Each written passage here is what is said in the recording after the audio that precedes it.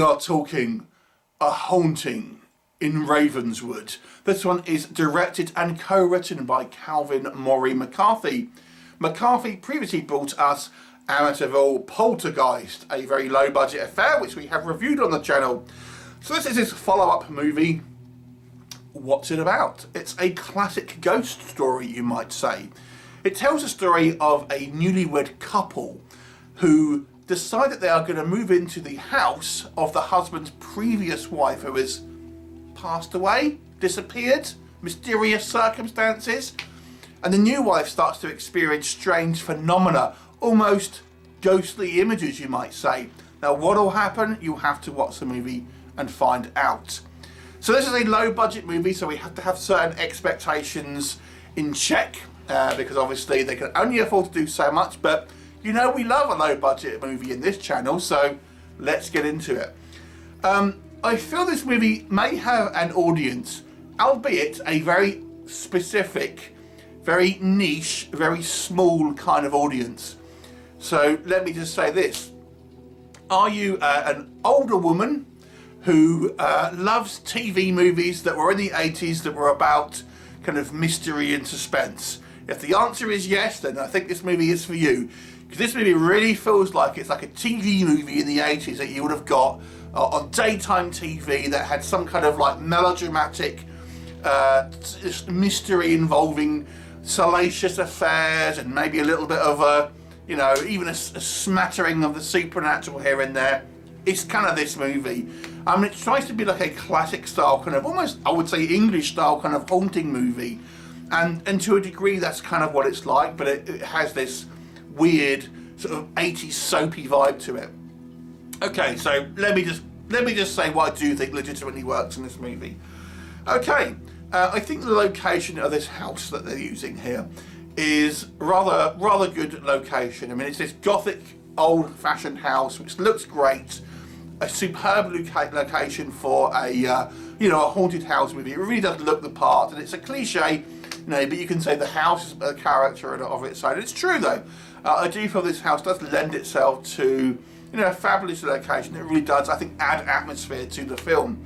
And there are sequences, you know, external and internal, where we have all this kind of like old school gothic decor that really does, I think, give this kind of old school spooky ambience. I think does really help the movie in this kind of classic ghost story kind of styling here.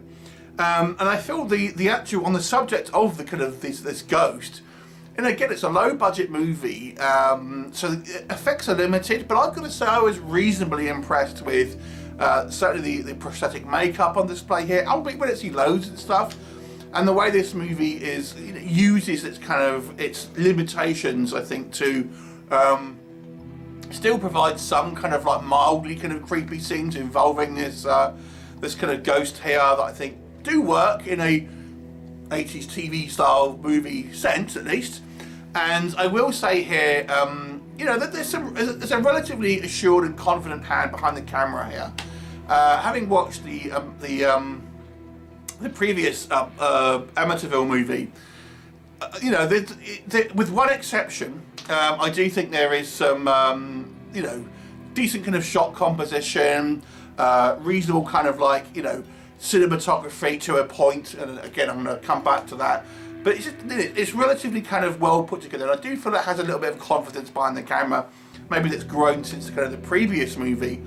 But I will transition to what doesn't work here, and I'm going to stick with that last point, because although I think the camera work here is, you know, proficient, and I will say, you know, even professional, the cinematography, i.e. the lighting here, I think is really where the technical element here that it kind of lets it down, because I think the lighting of this movie is all over the place. And part of it I think is a script issue, which I'm going to come on to, but there's elements here that really don't do the film any favours. Things are sometimes overlit, some of the kind of the choice of light that used within the movie isn't particularly good. I want to come on to that again. Unfortunately, some of the cinematography here just isn't particularly strong. But let me get into it. Let me just kind of maybe go into the main things here that I feel are problematic for this movie. Now, as I've kind of mentioned, this film has this weird kind of like 80s TV movie feel to it. And it's a very specific audience. I think maybe even don't watch that sort of stuff anymore. I mean, you might like it if that's what you want to go for. But it has this odd kind of tone to it, where it just does feel like it's like this out-of-time movie. In more ways than one. I mean, the actual story feels like it should have been a TV movie in the 80s. But it's a modern, a film taking place in the 2020s. But on top of that, you've got odd choices, and I feel that the idea here was to be spooky, but we've got characters walking around with old-fashioned kind of like night dresses on, with like candlesticks and things. Why aren't they turning on the lights? It doesn't make any sense, and it's just like, you want to have this old school gothic kind of like lighting with your candlelight and stuff, but you need to write it into the story. We see other shots within the same film where there's like, obviously the electric lights are on and things like this. It's like, why are people walking around with candlesticks when they're like afraid of this? I think just turn on the damn lights, or at least have a modern kind of like torch or flashlight if you're in America. It's just like, you can see it's clearly done to try and have a spooky effect, but in the narrative sense it doesn't work. And that is just one thing I've plucked out of a few things. And there's a few fundamental problems to this film.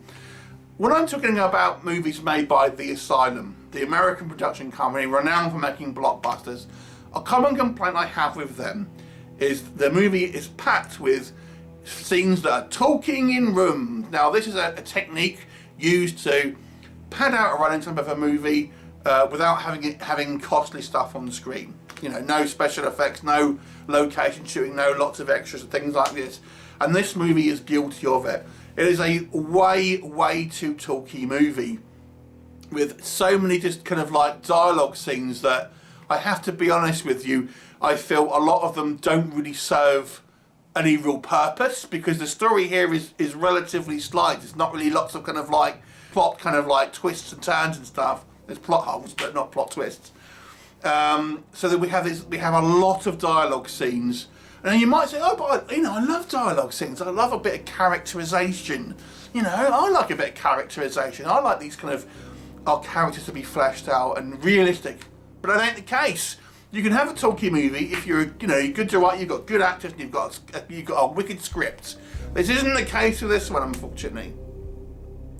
Our characters here, and I would say probably the main problem with this film, is our two characters, this husband and wife. They are poorly written and poorly acted. So poorly written first. We're meant to believe that they're a newlywed couple. These people clearly don't know each other. It's like, that's what it looks like.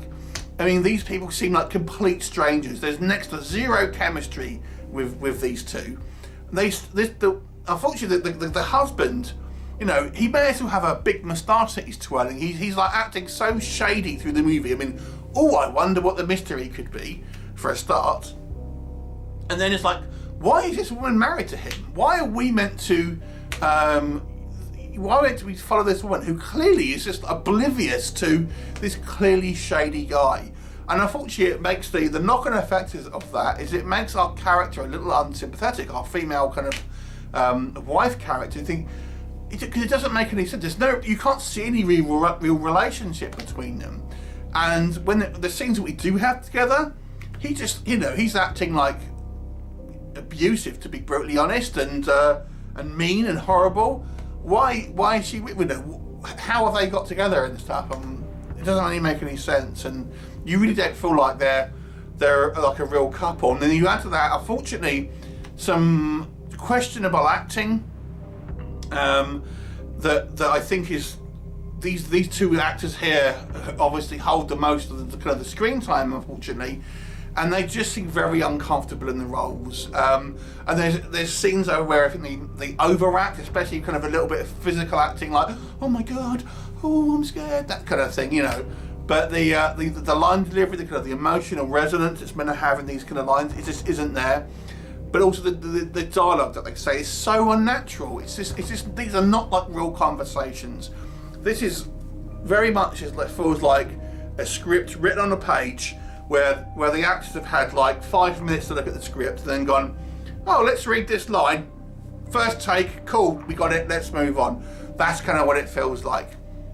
We have to talk about maybe our named actor, Eileen Dietz, who plays our psychiatrist, who we see for this kind of sort of scenes through the movie. You may know her from a certain horror franchise, and she's there with a certain statue that maybe looks a little familiar to some of you, and she's playing this, as I say, this psychiatrist. I feel like she isn't all right, and I don't mean that in a I'm taking the piss way. I mean, I genuinely feel like she doesn't seem like she's kind of fully cognizant about what is kind of going on. But at least that's how it seems on the screen. So yeah, odd scenes. Let's talk about the pacing. Now, I've already told you that there's a lot of talk. There's a lot of talky scenes here. One of the criticisms I had with the original movie that I watched from this director, Aaran Poltergeist, was that it had scenes that went on for too long. And this is true of this movie. Our first 10 minutes of this movie, when we get introduced to this character, is our female protagonist talking to Eileen Dietz's kind of psychiatrist in a 10-minute scene of two people talking in a brown room with unfortunately questionable acting and horrible dialogue. It doesn't kind of start the movie off particularly well. Did it need to be a 10-minute scene? No, it did not. It's clearly Eileen Dietz's scenes. They had her for like a day, and they filmed all her scenes kind of like in one day, and then just moved a little bit of things around a little bit. It's very kind of clearly that. But yeah, it's not a good. It's like this long extended scene, and then we have the next scene, which is a car driving along a road with no dialogue. Oh great, we get a drone shot. We get a close-up, and this goes on for 2 minutes. Brilliant. We don't need that. It needs to be 10 seconds. You get an establishing shot, that's it. It doesn't need to be a 2-minute sequence. So there's scenes here that just go on for too long. And that was the same, as I say, one of the issues I had with Amityville Poltergeist. You had that with not great acting. You had that with poor dialogue. Too much kind of dialogue, not enough variety in kind of what's going on. A plot which is fairly scant.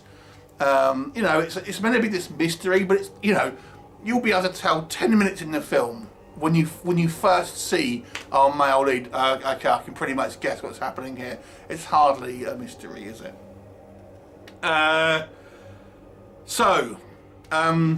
Would I suggest you watching this film? Like I've said, I mean, it's a low budget affair. If you do like kind of those 80s style kind of TV movies, those mystery kind of thrillers, the classic kind of Wuthering Heights style kind of ghost story, I actually think this would have been better had it been a period piece, to be honest with you. I just don't know why they didn't do that. It would have fit the kind of the tone of the movie more. Don't know why they didn't do that, but anyway. Then you may like it, and then like I said, if you like a slow burn, more of a melodramatic ghost story, there's elements here that I think you may still enjoy. But unfortunately, it's just a little bit of a dull affair at the end of the day. Technically, again, I can see evolution in the filmmaking here, and on a technical level, it's proficient to some degree outside of the cinematography. But overall, it's just a bit dull. Bit uninteresting, and unfortunately, we need to have a little either better writing and better actors, ideally, but at least one of them. So for me, I'm going to give it the same score as I gave Amityville Poltergeist a 3 out of 10. Have you seen it? What do you think of it? Leave me a comment, and I'll look forward to seeing you next time. Bye for now.